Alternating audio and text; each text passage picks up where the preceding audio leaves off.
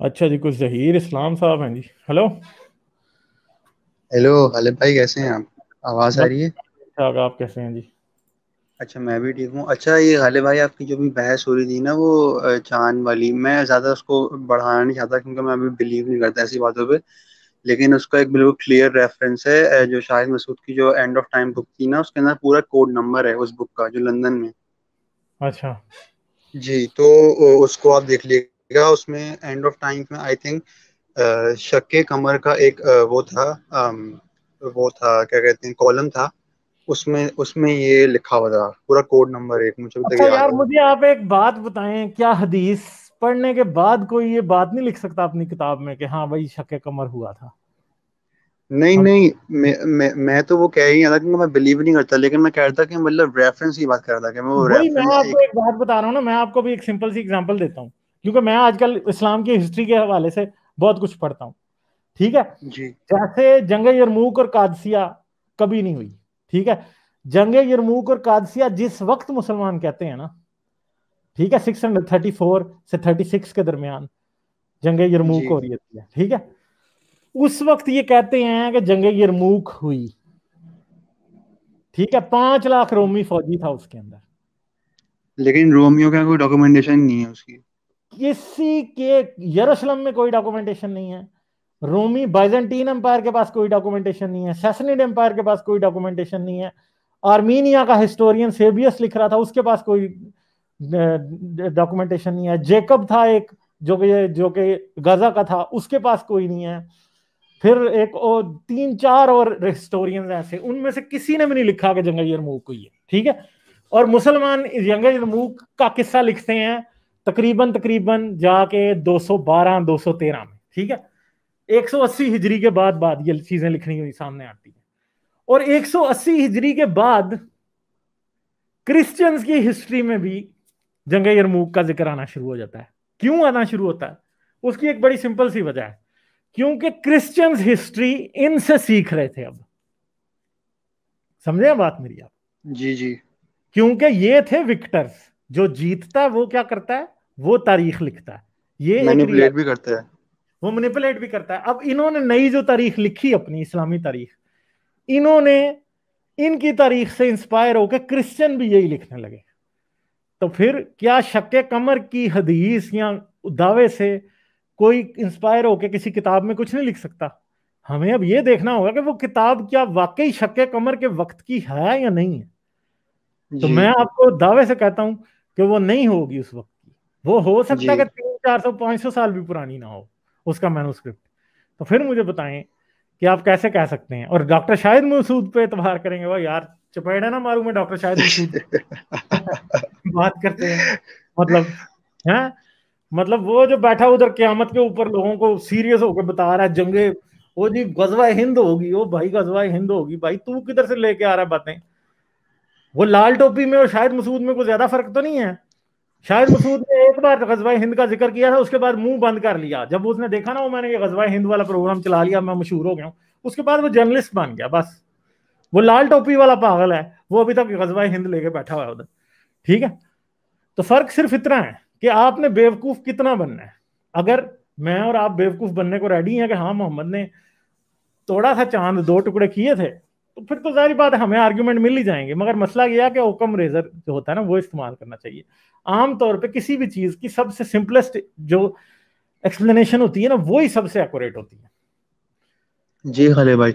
और ठीक है। खालिद भाई, अगर अगर अगर हम बात करें ना ये इस्लामी तारीख की, तो इतने ब्लंडर्स हैं। अब देखें, जो बहुत सी ऐसी बातें जो मतलब लोगों ने आपके चैनल पे या हारिस भाई के चैनल पे आके, मतलब उन्होंने, आप लोगों ने पॉइंट आउट कराई, तो उन लोगों ने हाँ बोला होगा कि हाँ यार, ये क्या ब्लंडर से कभी हमने रियलाइज ही नहीं किया। लेकिन अब जब आज से कोई 5 साल पहले की बात है, जब मैं यूनिवर्सिटी में था, तो यूनिवर्सिटी में हम लोग का इस्लामिक का कोर्स था। तो इस्लामियत के कोर्स में हम लोग के सर इस बारे में पढ़ा रहे थे कि मतलब काबा वगैरह के बारे में, तो इस तरह के। तो ये ये तो मेरे बड़े बचपन से मेरे दिमाग में खटकता था ये बात कि ये ऐसे कैसे हो सकता है। क्योंकि देखें, जब मैं बच्चा था तो मैंने एक तो पहले जब हम बचपन से बड़े हो रहे थे तो क्या करते थे पेरेंट्स, मतलब सोसाइटी ने क्या किया हुआ था कि यहूदी बहुत बुरे होते हैं, हिंदू बहुत बुरे होते हैं, इस तरह। लेकिन जब मैंने हिस्ट्री पढ़ना शुरू की तो मैं तो जब बच्चा था मैं शॉक रह गया कि यहूदी एक्चुअल में हम जिनको हजरत इब्राहिम मानते हैं उनकी औलाद हैं। तो ये हम्म। मेरे लिए जब मैं बच्चा था हम्म। मेरे लिए बड़ी शौक की बात है। अच्छा, दूसरी बात है कि एक बात मेरे दिमाग में बड़ी खटकती थी कि मैं कहता था कि यार ये यहूदी हजरत इब्राहिम को इतना मानते हैं, लेकिन हजरत इब्राहिम ने एक पूरा अल्लाह का घर बना लिया, कहा सही है, और लेकिन यहूदियों के यहाँ बिल्कुल भी डॉक्यूमेंटेशन नहीं है काबे की, मतलब काबे जैसी किसी काबे टाइप की किसी चीज की। तो मैंने ये क्वेश्चन किया था अपने इस्लामिक के सर से, तो इस्लामिक के सर ने मुझे फिर अपने ऑफिस में बुलाकर मेरी सही वाली क्लास ली थी। अच्छा। हाँ। जी। तो यही बात है ना, देखें, प्रॉब्लम ये है कि ये काबे की जो स्टोरी है ना सारी, ये बहुत बाद में घड़ी गई है। ये मोहम्मद की जिंदगी में ये कोई काबा कुबा नहीं था। अगर कोई मोहम्मद था, ठीक है, उसकी जिंदगी में नहीं था। अभी मैं एक वीडियो भी बनाने लगा हूं कि मोहम्मद के हवाले से या अरबों में एक नबी के हवाले से पहला रेफरेंस कब मिलता है, उसके ऊपर वीडियो मेरी आएगी एक दो दिनों में। तो वो जरूर आप लोग देखिएगा, क्योंकि कुछ ऐसे एविडेंसेस हैं कि 534 में अरबों का जो नबी था, कहते हैं जी, हेलो। अरबों के नबी ने 534 में गजा के कोर्ट पे हमला किया था। इस्लामी तारीख के मुताबिक मोहम्मद कभी यरूशलेम या गजा वाले फलस्तीन के इलाके में गया ही नहीं, ठीक है। और 534 में मोहम्मद वॉज डेड। मगर जो कुछ लोग हैं वो वहां लिख रहे हैं कि अरबों का नबी जो है उसने इधर हमला किया हमारी पोर्ट पे। और वो लोग जो है 534 में बात कर रहे हैं कि अरबों में एक नबी आया है। तो वो आपस में यहूदी इसकी बात कर रहे हैं। वो कहते हैं कैसा नबी है? वो कहता है ये ऐसा नबी है कि जी ये तलवार के साथ आया और लोगों को कत्ल करता है और गुलाम लौंडिया बनाता है। तो वो कहते हैं ऐसे भी कोई नबी आते हैं तलवार के साथ कोई, ठीक है। वो ऐसी भी बातें करते थे और उन्होंने कोई मोहम्मद का नाम नहीं लिखा। वो ये कहते हैं कि जो सारसन हैं उनमें एक बंदा आया है जो अपने आप को नबी कहता है, नबी होने का दावा करता है, और वो तलवार के जोर पे लोगों को मारता है और लूटता है और इस्लाम धमका करता है। तो वो कहते हैं कि वो कैसा नबी है? तो वो कहते हैं ये तो जरूर झूठा नबी है, ठीक है। वो ये कहते हैं यहूदी, ठीक है। फिर और एक उनका, एक और उनकी एक बुक ऑफ सीक्रेट्स है जिसके अंदर, जिसकी इंटरप्रिटेशन वो करते हैं, एक एपोक्लैप्स ऑफ, एक बंदा है उसका, उनका एक रब्बी है, उसका एपोक्लैप्स है। और वो क्या कहता है? वो कहता है कि जी अरबों ने जो हमले शुरू किए हैं, अरबों ने जो फतह किया है, ये खुदा का काम कर रहे हैं। और उनमें एक नबी ऐसा आया जो कहता है कि मसीह आने वाला है। वो कहता है अरबों में एक ऐसा नबी आया जो कहता है कि मसीह आने वाला है, ठीक जी। है। यानी वो नबी जो है वो मसीह की तबलीग कर रहा है कि मसीह आने वाला है, ठीक है। तो वो भी मोहम्मद के जो जो अरे भाई, मुसलमान तारीफ लिखी है, ठीक है। गालिब भाई सॉरी मैं आपको काट रहा हूँ, लेकिन आपने जो ये मसीह वाली बात की है ना ये बड़ी इंटरेस्टिंग है। अच्छा देखें, जितनी भी देखें, अब मुसलमानों का क्लेम है, जैसे जाकिर नाइक की तो वीडियोस भरी पड़ी हैं यूट्यूब में कि वो वेद से निकाल देता है कि हजरत मोहम्मद का जिक्र आ रहा है, या वो बाइबल से निकाल देता है हजरत मोहम्मद का जिक्र आ रहा है, लेकिन देखें कहीं पे भी कोई क्लियर नाम मेंशन है ही नहीं।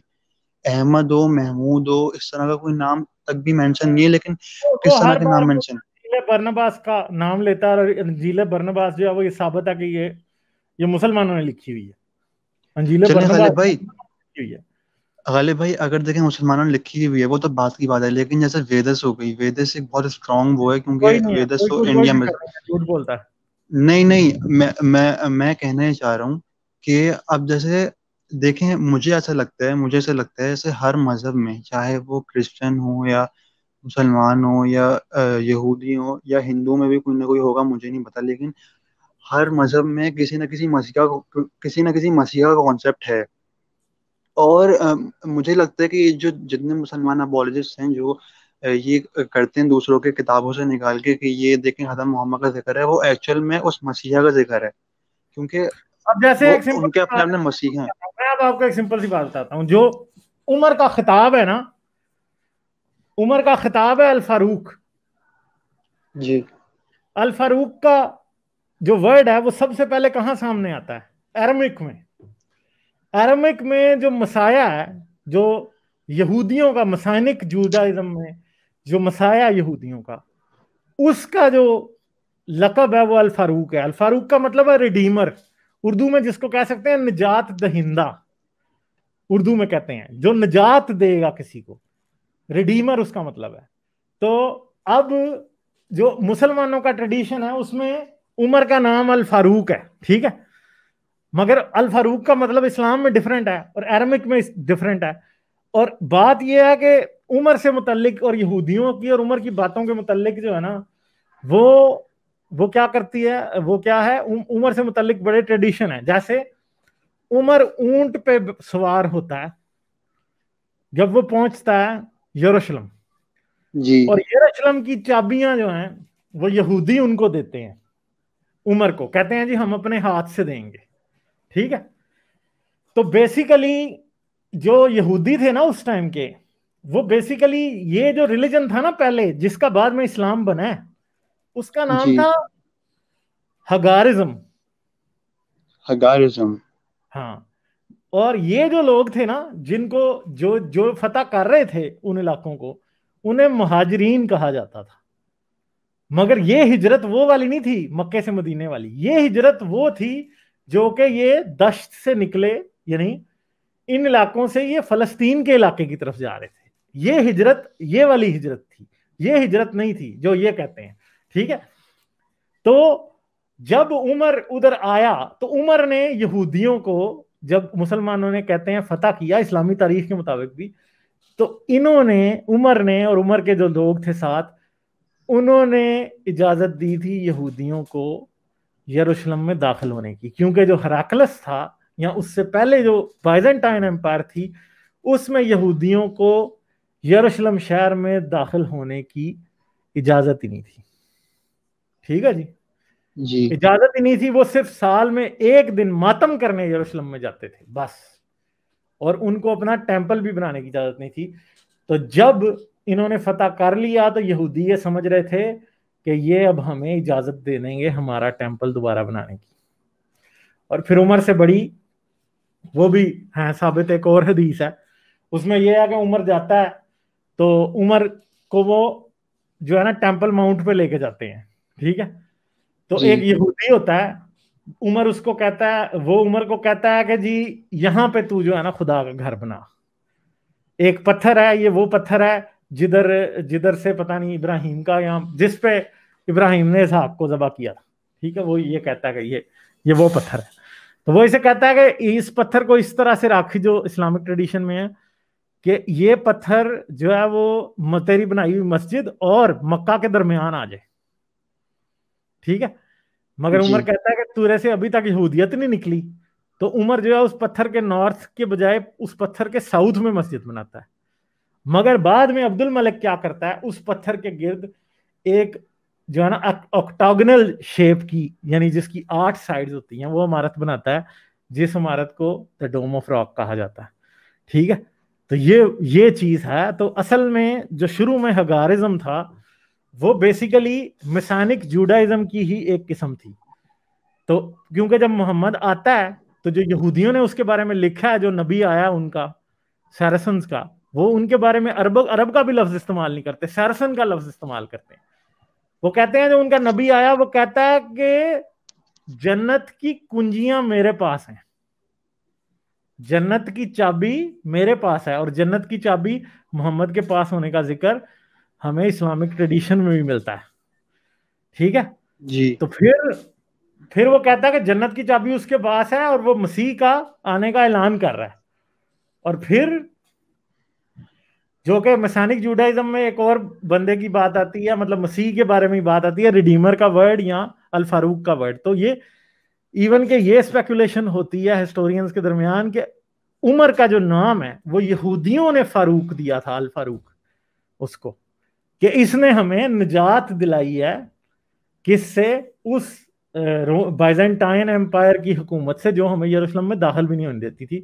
और साथ में ये भी रिकॉर्ड करते हैं कि जब जब जब ये जो हगारिज्म वाले या सैरसन्स थे, इन्होंने जब कर लिया कब्जा यरूशलेम पे, तो उसके बाद इन्होंने यरूशलेम का जो गवर्नर लगाया था वो एक यहूदी था, ठीक है।